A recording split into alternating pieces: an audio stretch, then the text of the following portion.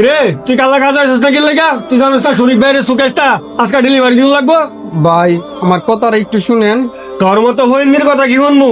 তোর একটু আদর করলে তোরা মাথা তুতে বস। ভাই আমি কালকে সারাদিন হসপিটাল আছিলাম, আমার মা অনেক অসুস্থ। আমার মা এখনো হসপিটাল ভর্তি। আরে কি কস? তোর মায়ের হসপিটালে ভর্তি, তুই আমার একটা বার ফোন দিয়ে ছাড়াবি না?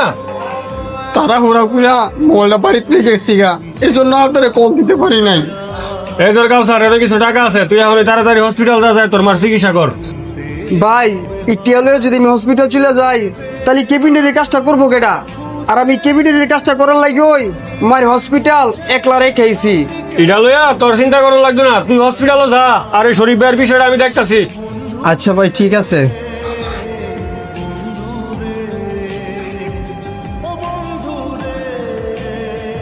ভাই কাউসারে তখন যা কইছে সত্য মিথ্যা